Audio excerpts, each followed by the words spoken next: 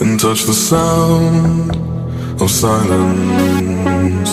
And in the naked light I saw 10,000 people, maybe.